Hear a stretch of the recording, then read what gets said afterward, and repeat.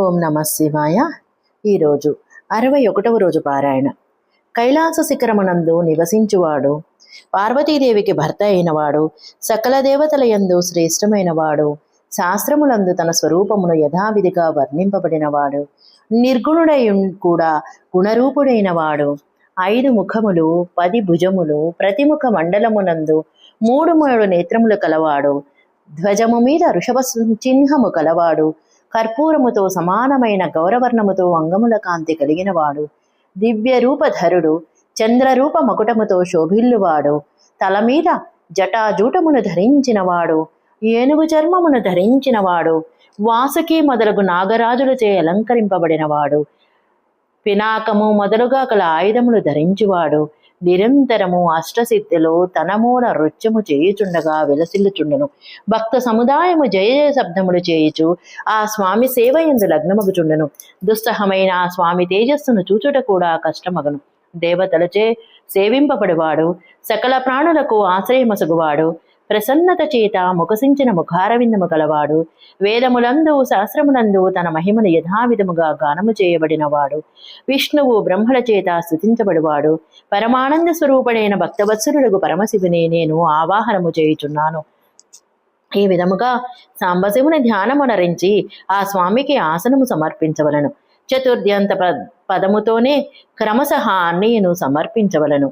ఎట్లనగా సాంబాయ సదాశివాయ నమః ఆసనం సమర్పయామి ఇత్యాది. ఆసనం తర్వాత భగవంతుడకు శంకరునకు పాద్యము అర్ఘ్యము ఇవ్వవలెను. తదుపరి పరమాత్ముడైన శంభునకు ఆచమనము చేయించి పంచమృతాది ద్రవ్యముల ద్వారా సంతోషముగా శంకరునకు స్నానము చేయించవలను.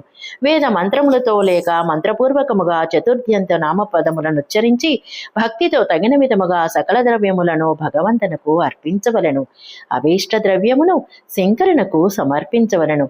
పిమ్మట ఆ స్వామికి వారణ స్నానము చేయించవలను. స్నానానంతరము ఆ ప్రభువు శ్రీయంగములందు సువాసనలు వెదజిల్లు చందనము ఇతర సుగంధ ద్రవ్యములను ఆలేపనము చేయవలను. పరిమళములతో కూడిన జలములను ఆ స్వామి మీద ధారగా పోయిచు అభిషేకము చేయవలను. వేద మంత్రములతో షడంగములతో లేక శివుని 11 నామములతో అవసరము కొలది జలధారను పోయిచు వస్త్రముతో శివలింగమును బాగుగా తుడవవలేను. వేద మంత్రములతో షడంగములతో లేక శివుని 11 నామములతో అవసరము కొలది జలధారను పోయిచు వస్త్రముతో శివలింగమును బాగుగా తుడవవలను. పిదప ఆచమనార్థము జలమునివ్వవలను. వస్త్రమును సమర్పించవలను. అనేక విధములైన మంత్రములచే భగవంతుడకు శివునకు నువ్వులు, జొన్నలు, గోధుమలు, శనగలు, మినుములు సమర్పించవలను. పంచముఖుడైన పరమాత్మ శివునకు పుష్పమును నివేదించవలను. ప్రతి ముఖమును ధ్యానము చేయుచు దానికి తగినట్లుగా యథోచితముగా అభిలషించి కమలము, శతపత్రము, శంఖపుష్పము, కుశపుష్పము, ఉమ్మెత్తను, మందారమును, ద్రోణపుష్పమును, తులసీదళమును, బిల్వపత్రమును నివేదించి పరాభక్తితో భక్తవత్సలుడు భగవంతుడు శివుని విశేషముగా పూజించవలను. ఈ వస్తువులన్నీ దొరకని చోట బిల్వపత్రమును ఆ స్వామికి అర్పణ చేయవలెను. బిల్వపత్రమును సమర్పించినచో శివపూజ సఫలమగును. పిదప పరిమళములతో కూడిన చూర్ణమును, శ్రేష్టముగు తైలమును వివిధ వస్తువులతో మిక్కిలి ఆనందముతో భగవానునకు సమర్పించవలను.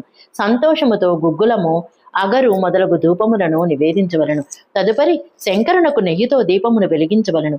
అప్పుడు కింద కనబడుచున్న మంత్రముతో భక్తిపూర్వకముగా అర్ఘ్యమునివ్వవలను. భక్తిభావమున వస్త్రముతో ఆ స్వామి ముఖమును తుడవవలేను. రూపం దేహి, యశో దేహి, భోగం దేహి చ శంకర, భక్తి ముక్తి ఫలం దేహి, గృహీత్వార్ఘ్యం నమోస్తుతే. ప్రభు శంకర, నీకు నమస్కారము. నీవు ఈ అర్ఘ్యమును స్వీకరించి నాకు రూపము నిమ్ము, యశము నిమ్ము, భోగముల నిమ్ము, భోగమోక్ష రూపమగు ఫలమును ప్రసాదించుము. దీని తరువాత భగవంతుడకు శివునకు వివిధములైన ఉత్తమ నైవేద్యములను సమర్పించవలను. నైవేద్యానంతరము ప్రేమతో ఆచమనము చేయించవలను.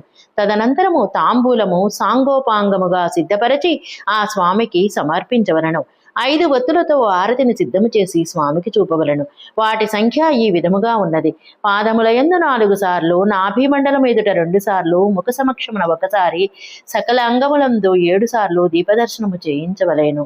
తదుపరి నానా విధములైన స్తోత్రముల ద్వారా ప్రేమతో భగవంతుని వృషభధ్వజుని స్తుతించవలను. మెల్లమెల్లగా స్వామికి ప్రదక్షిణ చేయవలను. పరిక్రమ తర్వాత భక్తుడు సాష్టాంగ ప్రణామము చేయవలను. నిమ్నాంకిత మంత్రముతో భక్తిపూర్వకముగా పుష్పాంజలిని సమర్పించవలను. పుష్పాంజలి మంత్రము.